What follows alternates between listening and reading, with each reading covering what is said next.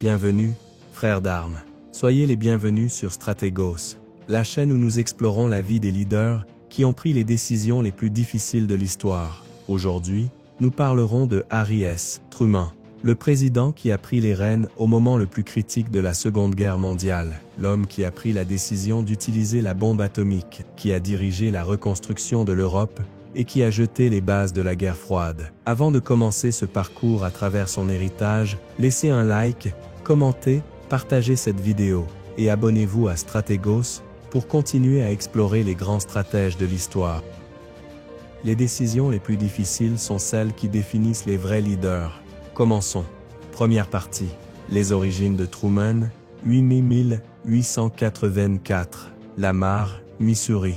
Un village tranquille, où les fermes s'étendent à perte de vue. Ici, dans une petite maison en bois, naît Harry S. Truman, un enfant destiné à changer le cours de l'histoire. Mais à ce moment-là, personne ne le sait.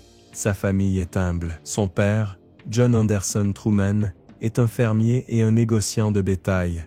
Un homme travailleur, qui croit aux valeurs traditionnelles. Sa mère, Martha Ellen Young Truman, lui inculque dès son plus jeune âge une forte éthique du travail et de l'honnêteté.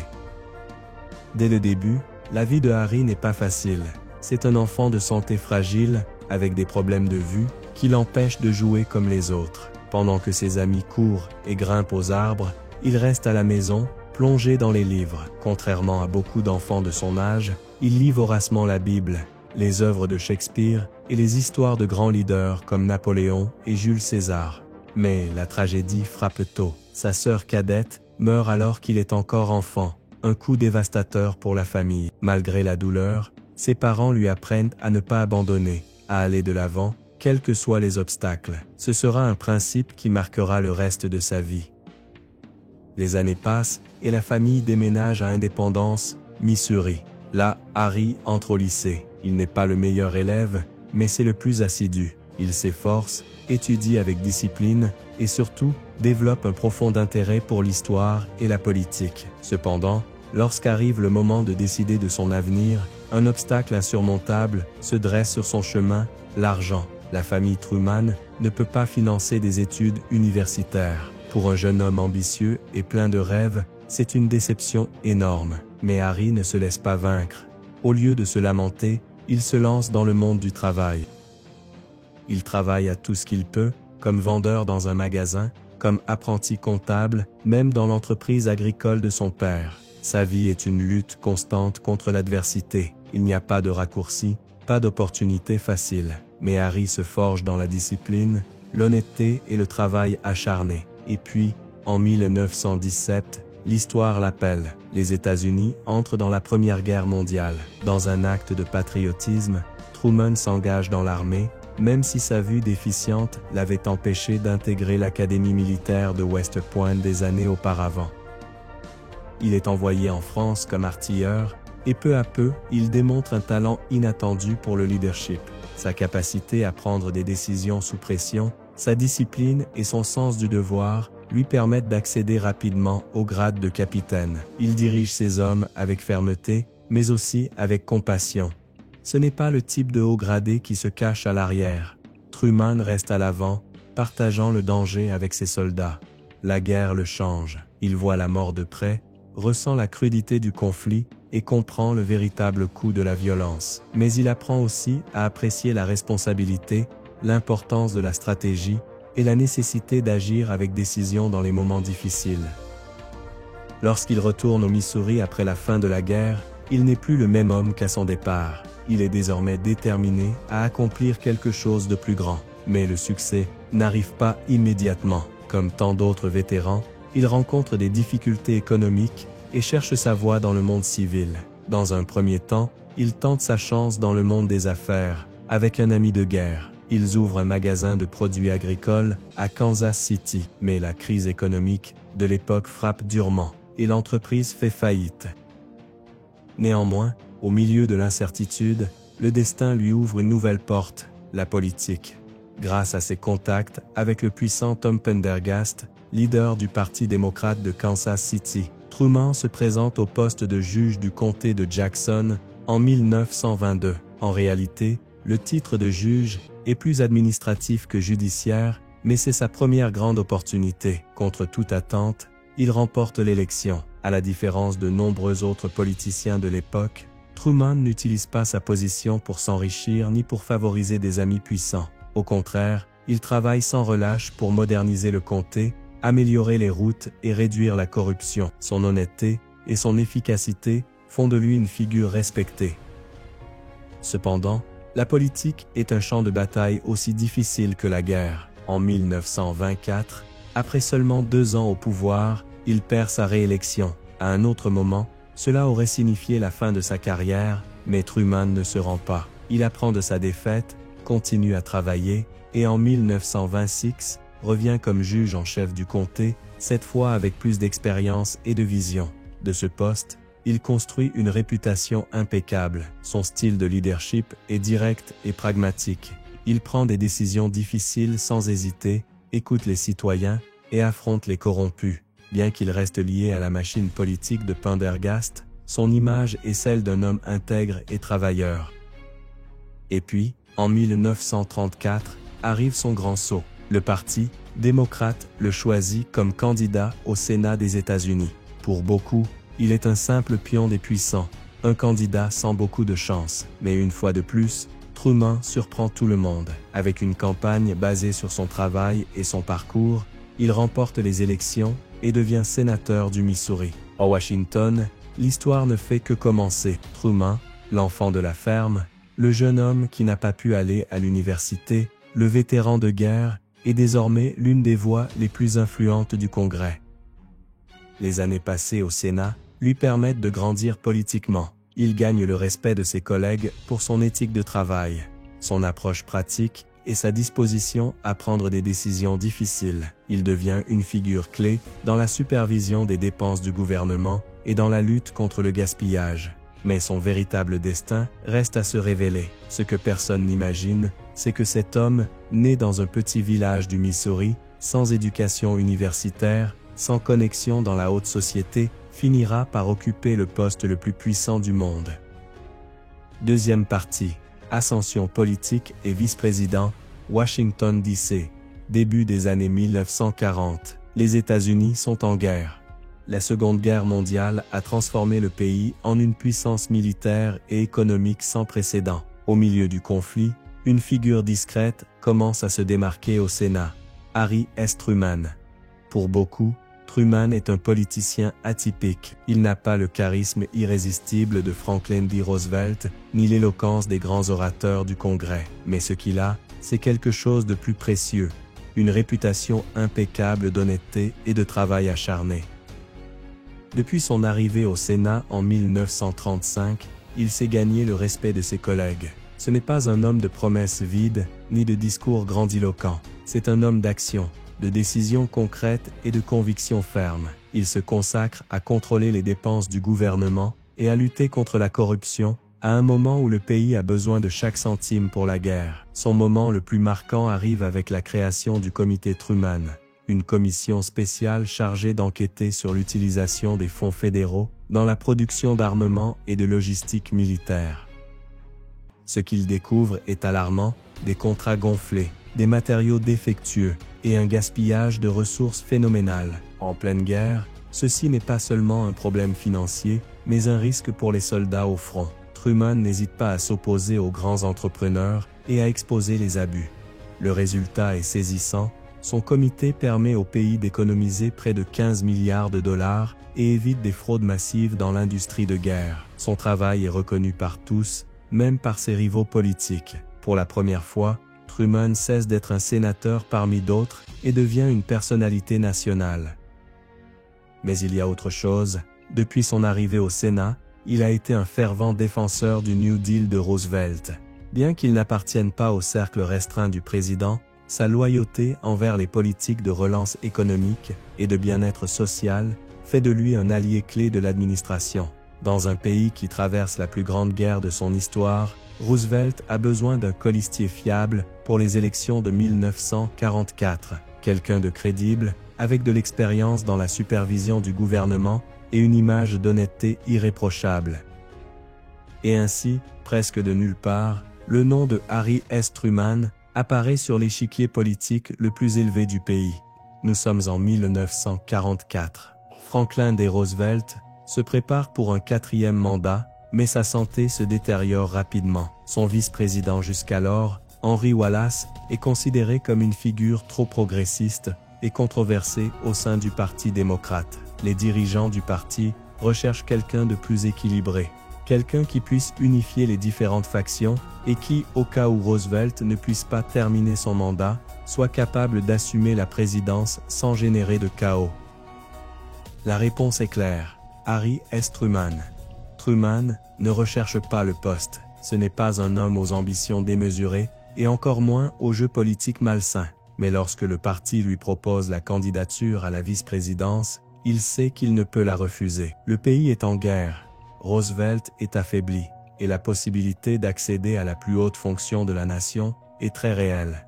Le 7 novembre 1944, Roosevelt et Truman remportent les élections. Le peuple américain a fait confiance à la continuité de l'administration et à la promesse d'une victoire dans la Seconde Guerre mondiale. Désormais vice-président, Truman entre à la Maison-Blanche. Cependant, ses nouvelles fonctions sont peu plus que symboliques. Roosevelt le tient à l'écart des grandes décisions, concentrant le pouvoir dans son cercle restreint de conseillers et de généraux. Truman observe et apprend. Il ne se plaint pas, il ne s'impatiente pas. Au lieu de cela, il écoute, étudie, analyse. Il se rend compte que la politique n'est pas seulement une question d'idéaux, mais de pragmatisme. Il comprend que gouverner signifie prendre des décisions difficiles, parfois impopulaires, mais nécessaires. Son approche est réaliste. Bien qu'il soutienne le New Deal et les politiques de Roosevelt, il n'est pas un radical. Au sein du Parti démocrate, il a des divergences avec certains secteurs plus progressistes, mais aussi avec les conservateurs du Sud. Il se maintient sur une position médiane, une position qui, bien qu'elle lui gagne le respect de beaucoup, le laisse aussi sans base de soutien ferme.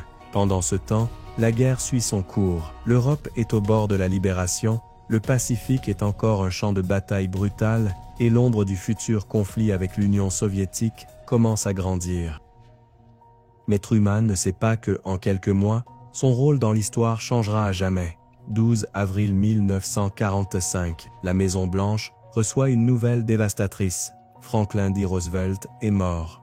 Le pays est sous le choc. Pendant plus d'une décennie, Roosevelt a été le visage de la nation, le leader qui a guidé les États-Unis dans leurs moments les plus difficiles. Sa mort laisse un vide immense à un moment crucial de la Seconde Guerre mondiale. Et en cet instant, tout le poids du monde repose sur les épaules de Harry S. Truman. Il n'est vice-président que depuis 82 jours. Il n'a pas été informé des négociations internationales, n'a pas participé aux discussions stratégiques sur le conflit et, plus alarmant encore, ne sait rien du projet le plus secret et le plus transcendantal du gouvernement des États-Unis. Le projet Manhattan. Ce même jour, après avoir prêté serment comme 33e président des États-Unis, il se réunit avec ses conseillers. Il lui explique que le pays a développé une arme jamais vue auparavant, la bombe atomique. Truman écoute en silence. Il n'y a pas de temps pour s'adapter, pour analyser lentement la situation. Le destin du monde est désormais entre ses mains. Mais malgré son manque de préparation, quelque chose en lui surprend tout le monde. Son caractère décidé, sa capacité à prendre le contrôle de la situation sans hésitation. Ce n'est pas Roosevelt. Il n'a pas son magnétisme, ni son charisme. Mais ce qu'il a, c'est de la détermination, de la fermeté et la conviction que le devoir passe avant tout. La guerre est dans ses derniers moments en Europe. Hitler est acculé à Berlin, les Alliés avancent inexorablement, et la reddition de l'Allemagne n'est plus qu'une question de semaines.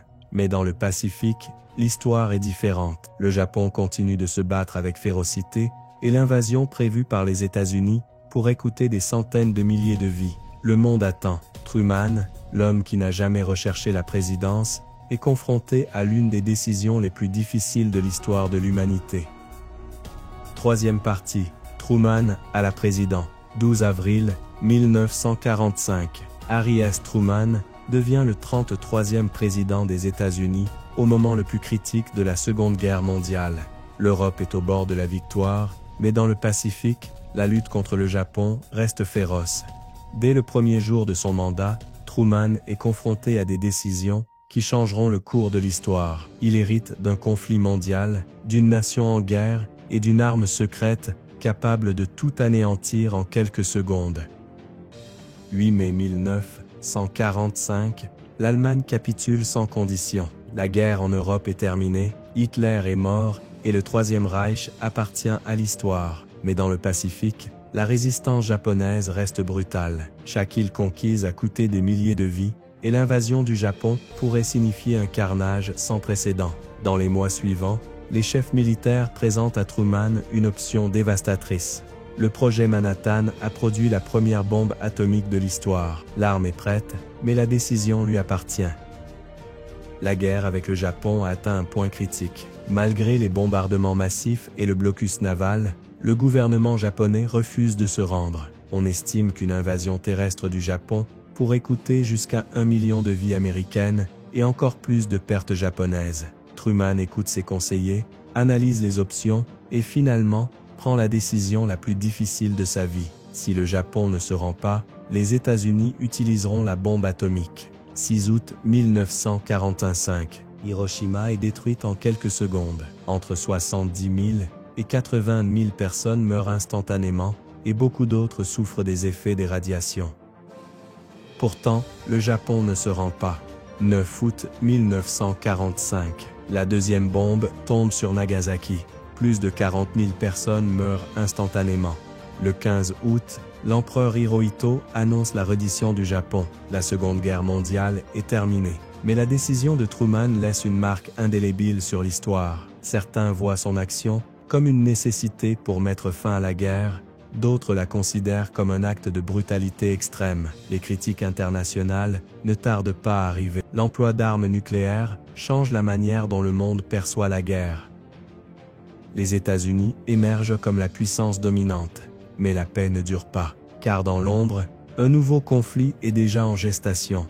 Tandis que l'Europe tente de se reconstruire de ses ruines, une nouvelle menace se profile à l'horizon. L'Union soviétique, dirigée par Joseph Staline, commence à étendre son influence en Europe de l'Est. Les pays libérés par l'armée rouge deviennent des États satellites communistes. En 1946, Winston Churchill prononce un discours dans lequel il met en garde contre la création d'un rideau de fer qui divise l'Europe en deux blocs. Truman le sait, la fin de la Seconde Guerre mondiale n'a pas apporté la paix, mais le commencement d'un affrontement idéologique et politique entre deux superpuissances. En 1947, il lance la doctrine Truman.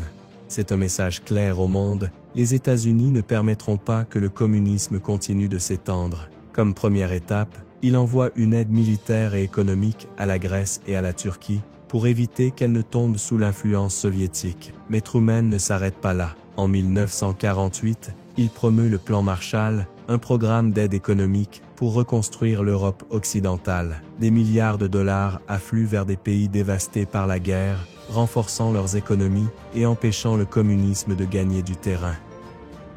La réponse de Staline est immédiate. Il bloque Berlin-Ouest, essayant d'asphyxier la ville et d'obliger les Alliés à céder le contrôle.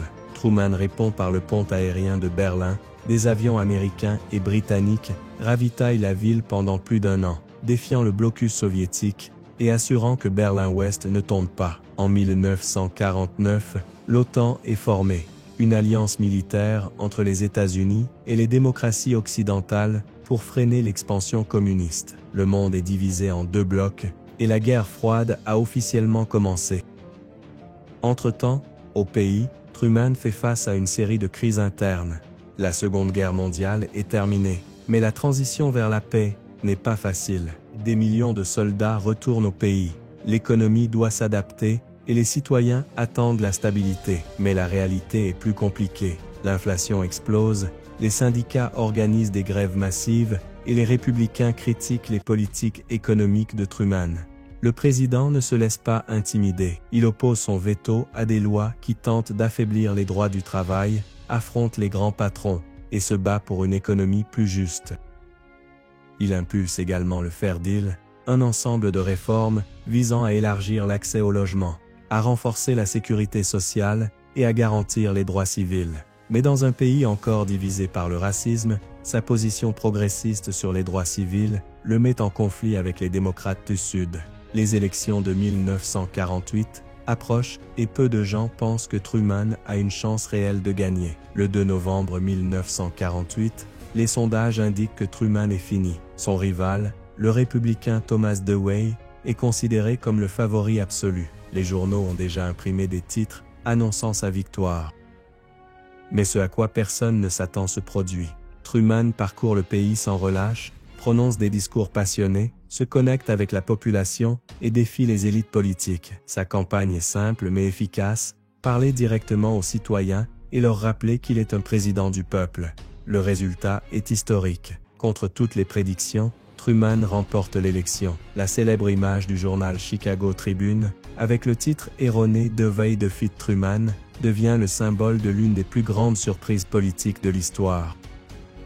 Il a accompli l'impossible. Il a vaincu l'establishment, survécu à la Seconde Guerre mondiale et consolidé le rôle des États-Unis dans la guerre froide.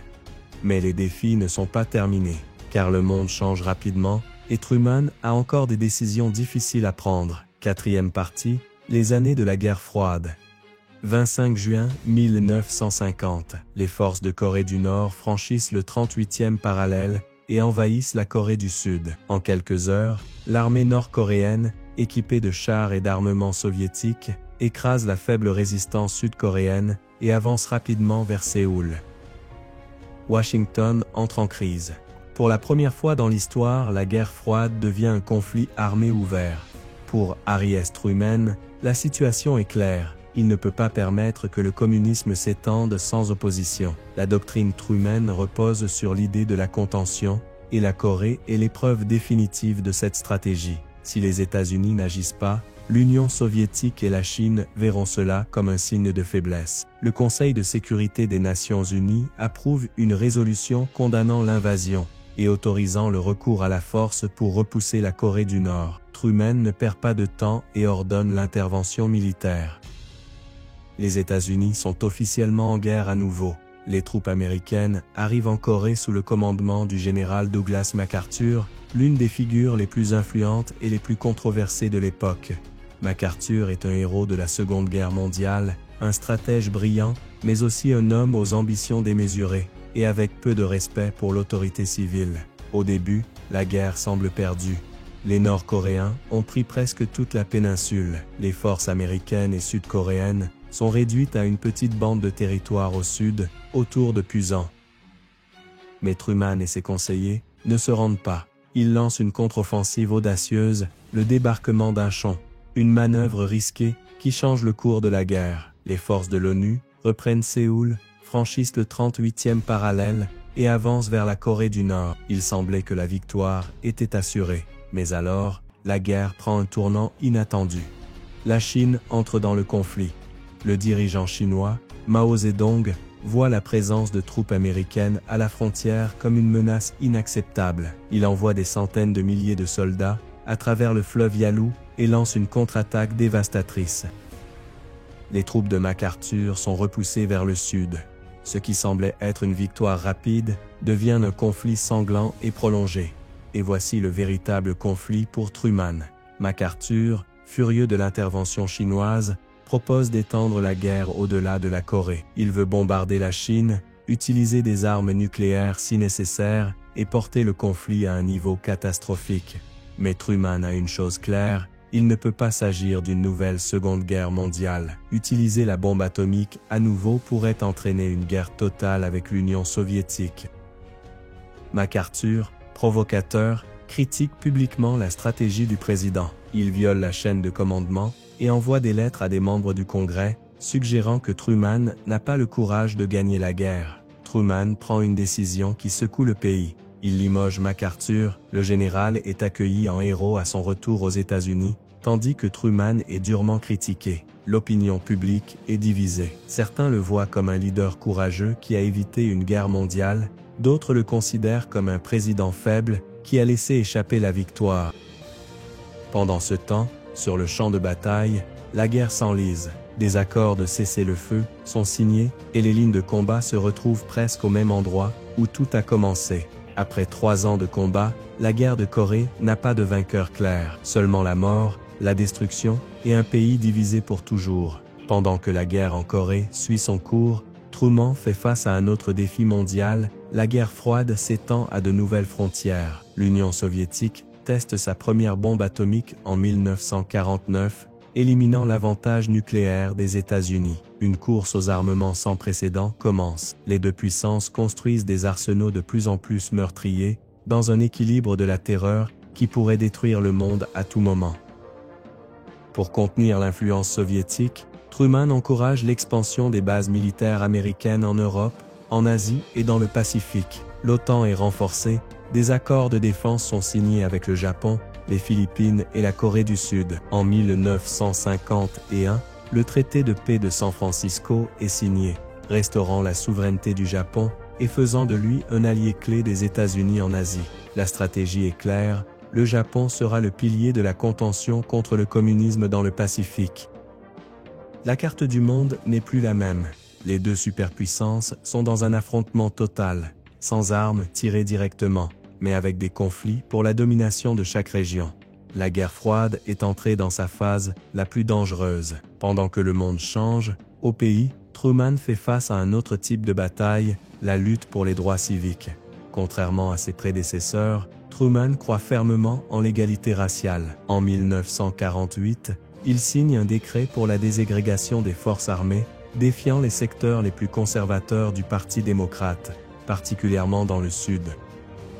Il impulse également des réformes dans le système de santé, tente de mettre en place une assurance maladie nationale et renforce la sécurité sociale. Mais le Congrès, dominé par les républicains et les démocrates du Sud, bloque nombre de ses initiatives. Sa présidence devient une lutte constante contre la résistance du système lui-même.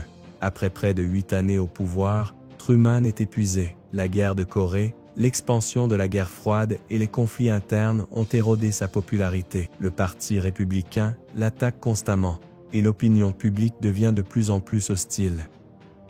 En 1952, il décide de ne pas se présenter à la réélection. Le pays se prépare à un changement. Dwight D. Eisenhower, un général de la Seconde Guerre mondiale avec une image de stabilité et de leadership, remporte les élections. Les États-Unis entrent dans une nouvelle ère. Truman quitte la Maison-Blanche sans richesse, sans grande fortune, mais avec quelque chose que peu de dirigeants peuvent affirmer, un héritage de décisions difficiles, de leadership en temps de crise et d'avoir façonné le monde moderne. Il retourne dans sa maison à Independence, Missouri, loin du pouvoir, mais avec la conscience d'avoir fait ce qu'il croyait juste, même si cela n'a pas toujours été populaire. 5e partie, l'héritage de Truman.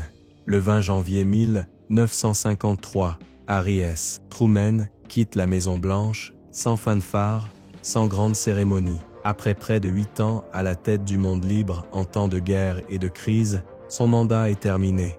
Il n'y a pas de grande fortune qui l'attende. Il n'y a pas de pension présidentielle à ce moment-là, ni d'avantages spéciaux, seulement un billet de train et un billet de $50 en poche.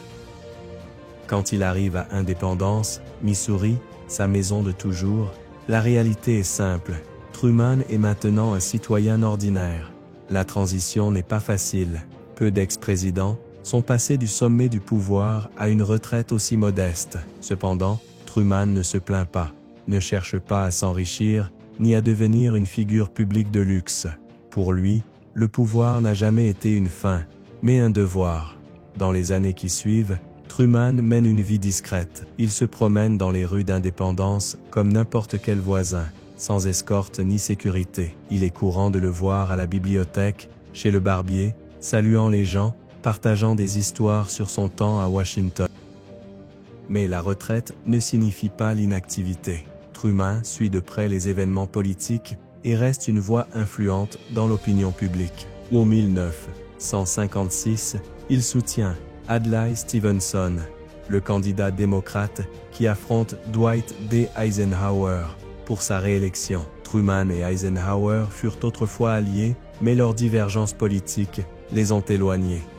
Malgré cela, Truman soutient la politique étrangère de confinement d'Eisenhower contre l'Union soviétique, bien qu'il critique son manque d'action sur les questions de droits civiques. Pendant ce temps, le monde continue d'évoluer. La guerre froide s'intensifie, la course aux armements se poursuit, et les États-Unis entrent dans une nouvelle ère politique. Mais, avec le temps, quelque chose d'inattendu se produit, l'histoire commence à considérer Truman sous un autre jour. Lorsqu'il a quitté la présidence, sa popularité était en ruine. Le conflit en Corée, la tension avec le général MacArthur et les crises économiques avaient érodé son image publique. Beaucoup le considéraient comme un président médiocre, un dirigeant de transition qui n'a jamais vraiment été à la hauteur de sa fonction. Mais au fil des décennies, cette perception change. Les historiens commencent à analyser son impact avec une nouvelle perspective. Les décisions qui furent autrefois controversées sont maintenant considérées comme des stratégies fondamentales pour la stabilité mondiale. Truman n'a pas seulement dirigé le pays à la fin de la Seconde Guerre mondiale, mais il a également jeté les bases de l'ordre mondial moderne. La création des Nations Unies, de l'OTAN, le plan Marshall, la doctrine Truman, chacune de ces décisions définit la politique internationale de la seconde moitié du XXe siècle. Sans Truman, la guerre froide aurait été complètement différente. Mais tous les aspects de son héritage ne sont pas acceptés immédiatement. La décision de lancer les bombes atomiques sur Hiroshima et Nagasaki reste l'une des plus controversées de l'histoire. Truman ne s'est jamais repenti, n'a jamais hésité à défendre cette décision. Pour lui, ce fut une action nécessaire pour éviter une invasion terrestre et sauver des millions de vies. Avec le temps, l'évaluation historique devient plus équilibrée. On reconnaît que Truman a fait face à des dilemmes sans précédent et a pris des décisions que personne n'avait eu à prendre auparavant. Sa politique des droits civiques, bien que limitée à son époque, jette les bases des futures réformes des années 60. On encourage à désagréger les forces armées, et considéré comme un premier pas vers l'égalité raciale aux États-Unis. Petit à petit, son image se rachète. Au fur et à mesure que les décennies passent, la figure de Truman s'élève au panthéon des grands présidents. Les hommes politiques des deux partis commencent à le citer comme un exemple de leadership ferme et de décision en temps de crise. Ronald Reagan, un président républicain, le loue pour sa lutte contre l'expansion soviétique. Bill Clinton le considère comme l'un de ses modèles politiques. Même les historiens qui le voyaient auparavant avec scepticisme le placent désormais parmi les dirigeants les plus efficaces de l'histoire des États-Unis. Sa bibliothèque présidentielle, inaugurée en 1957 à Independence, Missouri, devient un centre d'études et de mémoire historique. Là, Truman passe beaucoup de ses après-midi, recevant des visites, partageant des anecdotes et répondant aux lettres de citoyens qui veulent connaître sa version des faits. Mais le temps est implacable. En 1964, il subit une grave chute à son domicile. À partir de ce moment, sa santé se détériore rapidement. Malgré cela, Truman reste un homme fort, têtu jusqu'au bout. Il ne se plaint jamais de ses maladies, ni des douleurs de la vieillesse.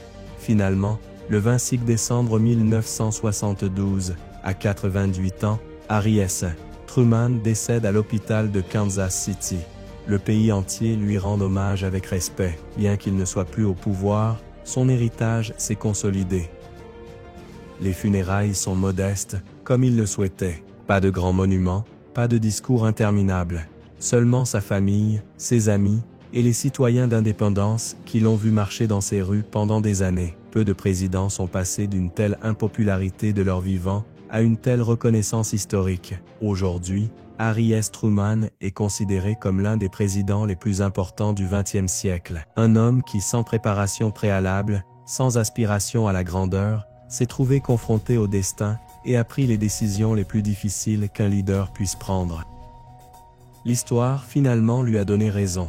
Merci beaucoup d'être arrivé jusque-là. Ne partez pas sans laisser un bon like, abonnez-vous si ce n'est pas déjà fait, et partagez la vidéo pour atteindre plus de monde et permettre à ce projet de continuer à grandir. À bientôt, frères d'armes.